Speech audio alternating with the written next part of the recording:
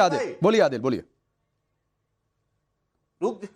राकेश भाई, पटेल आंदोलन, गुजर आंदोलन, मराठा आंदोलन इस देश में हुआ और जबरदस्त रेल की पटरी, ट्रेन को जलाया गया, अग्निवीर में ट्रेन को जलाया गया। बतलाइए कहां भाजपा ने बुलडोजर और घर चलाया है? औकात है तो भाजपा के नेता से पूछिए कि बतलाए। ये प्रदीप भंडारी कल तक एंकरिंग करता था, ये भाजपा का प्रवक्ता बन गया। क्या ये प्रदीप भंडारी जानेगा? बतलाए। गुजर आंदोलन, पटेल आंदोलन, मराठा आंदोलन।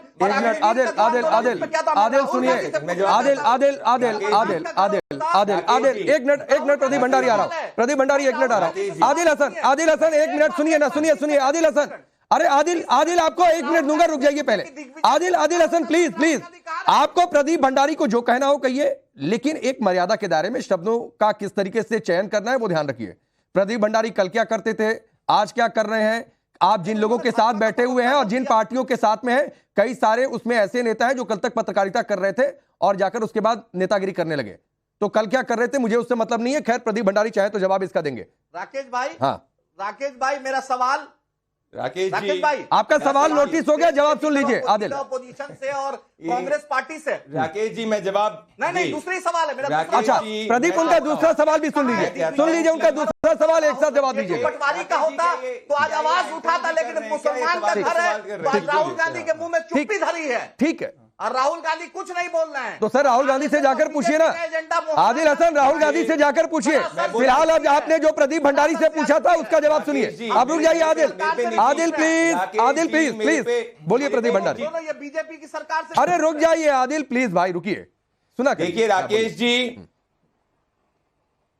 राकेश जी, मेरे संस्कार और मेरी प्रवृत्ति जिस निम्न स्तर की भाषा आदिल जी प्रयोग कर रहे हैं, उस निम्न स्तर की भाषा पे मैं नहीं जाना चाहता। इनके लीडर असदुद्दीन ओवैसी उनको शायद इसी तरीके की भाषा सिखाते हैं, क्योंकि इनके नेता कहते हैं कि 15 करोड़ बता देंगे 100 करोड़ को। तो मैं इनके ऊपर नहीं जाना चाहता, डिबेट मेरे ऊपर नहीं है, देश की जनता देख रही है। मेरा सीधा सवाल है कि अगर मुसलमानों का भला असदुद्दीन ओवैसी ने करा, तो मैं ओपन चैलेंज देना चाहता हूं, अगर आदिल हुसैन के पास 100 करोड़ रुपए होंगे तो क्या वो असदुद्दीन ओवैसी की कॉन्स्टिट्यूएंसी के अंदर जहां मुसलमान पीड़ित हैं वहां जाके घर लेंगे कि जोरबाग के अंदर घर लेंगे? ये सब के सब लोग मुसलमानों के ऊपर भय का मादक करते हैं, गरीब मुसलमानों का हक छीनते हैं, और ये बात करेंगे संविधान की। ये सब के सब लोग, इंडिया अलायंस के असदुद्दीन ओवैसी, तमाम लोग मुसलमान विरोधी है। मेरा सवाल बताइए, क्या महिलाएं होनी चाहिए कि नहीं वक्फ बोर्ड के अंदर डिसीजन लेने में होनी चाहिए? ये महिलाओं का विरोध करते हैं। क्या गरीब मुसलमान बाकी नहीं होना चाहिए, पछड़ना नहीं होना चाहिए? होना चाहिए, इनका विरोध करते हैं। अरे संविधान तक का विरोध करते हैं, 1954 के वक्फ एक्ट का विरोध करते हैं। तो ये निम्न स्तर की भाषा का प्रयोग करें, मुसलमान समाज के विरुद्ध है, ये कॉन्स्टिट्यूशन के विरुद्ध है। उनके पास एक तथ्य का जवाब। ठीक है आदिल आऊंगा। मैं दो राउंड आप लोगों के पास छोड़ दिया, 3 मेहमान अभी वेट कर रहे हैं। मुसलमान नहीं आदिल प्लीज, 30 सेकंड के चक्कर में फिर डिबेट नहीं, फिर मुझे प्रदीप भंडारी पर जाना पड़ेगा। रुक जाइए ना उसका रिप्लाई लेने के लिए। एक मिनट रुक जाइए आदिल प्लीज, मैं आपको समय दे दूंगा। उस पर नहीं बोलेंगे। अच्छा रियलिटी ओवैसी साहब पर बोलेंगे। बोलिए 20 सेकंड, बोलिए 20 सेकंड बॉस। बोलिए। बस मैं ओवैसी साहब के बारे में आपको बता दूं कि अकबर ओवैसी साहब 18,000 बच्चे को फ्री में पढ़ा रहे हैं और 6,000 बच्चियां को फ्री में पढ़ा रहे हैं। ठीक है। उतना हिंदुस्तान में कोई भी बच्चों को फ्री में पढ़ाओ, बड़ी बड़ी कोटियां लेके 100 करोड़ रुपए अगर आएंगे तो दिल्ली के जोरबाग में क्यों आते हो? दिल्ली के जोरबाग में क्यों आते हो? अपने मुसलमानों की स्थिति को देखो। और 15 करोड़ को 100 सड़क पे लाने की बात करते हो, और पीछे से टैसिड अलायंस राहुल गांधी के साथ में करते हो। ठीक है, अब रुक जाइए प्लीज। आप दोनों लोग अब नहीं बोलेंगे। आप मुझे आजारी साहब के पास जाने दीजिए। रुक जाइए, रुकिए। मैं 2 इंसिडेंट्स कोट करता हूं। आजारी जी, बार बार ये कहा जा रहा है कि ये मुसलमानों के खिलाफ है। अरशद मदनी आ गए, कह रहे हैं कि ये तो सब कुछ छीन लेंगे, मदरसा जमीन सब कुछ छीन लेंगे। एक जयपुर में मस्जिद है नगामिया, शायद आपने रिपोर्ट देखी होगी, रिपोर्ट में हमने उस बात का जिक्र किया है।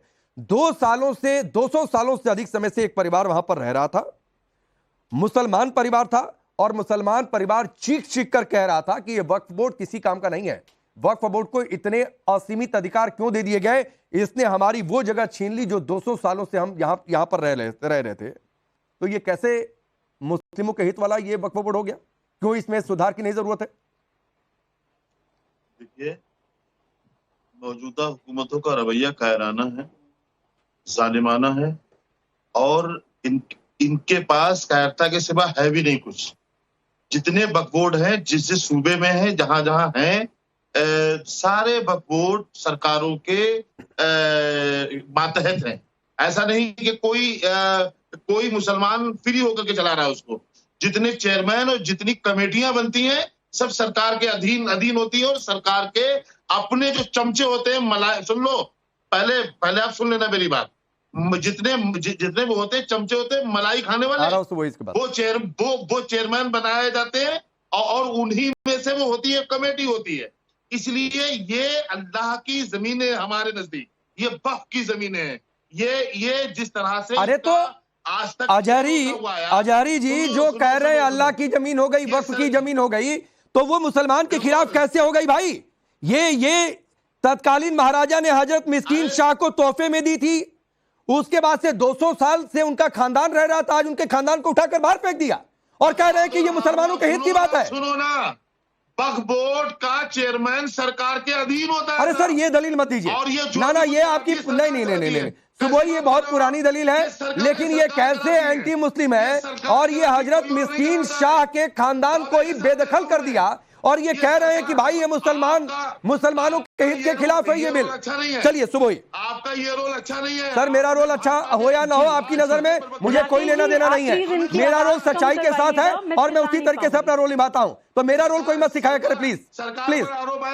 सुबह परेशानी आ गई सामने। राकेश जी इनकी आवाज कम करवा दीजिए, मैं चिल्ला नहीं पाऊंगी प्लीज। नहीं बोलिए, किसी की आवाज डाउन नहीं होगी, आप बोलिए, आपकी आवाज जारी होने। जी राकेश जी, सबसे पहले तो मैं आपके चैनल के माध्यम से ये बात दोबारा कहना चाहती हूँ कि समाज और राष्ट्र किसी भी राजनीतिक दल से बहुत बड़ा होता है। इसमें कोई दो राय नहीं है कि मुसलमान भाई बहन भी भारत का वैसा ही हिस्सा है जैसे कि और दूसरे समाज के लोग हैं। लेकिन कोई भी चीज अगर मुसलमानों के खिलाफ इस्तेमाल की जा रही है, उनको ये बेवकूफ बना के कि आपके हित की बात है, तो कोई भी समाज का भला चाहने वाला व्यक्ति ये सोचेगा कि नहीं उसमें रिफॉर्म होना चाहिए। मेरा बेवकूफ तो ये लोग नहीं बना सकते क्योंकि मैं इनके समाज से ही आती हूँ। वक्फ बोर्ड के मेंबर्स भी, वक्फ बोर्ड के चेयरपर्सन भी, कुछ मेरे दोस्त भी हैं, कुछ मेरे दुश्मन भी हैं, तो मुझे सारी चीजें पता हैं। आप जो अभी कह रहे थे कि सरकारों के अंडर होते हैं वक्फ बोर्ड, आप मुतवल्ली वक्फ बोर्ड के किस तरह से प्रॉपर्टीज खुर्द-बुर्द करते हैं, और जब से सरकार ने वक्फ बिल की बात करी है तब से कितनी स्पीड से वक्फ प्रॉपर्टी बेची जा रही है और इधर उधर करी जा रही है, ये किसी से नहीं छुपा है। सिस्टम में बैठा हुआ व्यक्ति जानता है। मैं बहुत सालों से चिल्ला चिल्ला के कह रही थी कि वो असदुद्दीन ओवैसी साहब जो मुसलमानों के नेता बनते हैं, वो मुसलमानों का हक मारते हैं, वो मुसलमान बच्चियों के साथ शोषण करवाते हैं, गरीब मिस्कीन यतीमों की उनको कोई चिंता नहीं है। 3 जनरेशन पहले तक इन ओवैसी साहब के खानदान में हीरो कुक चलाया करते थे।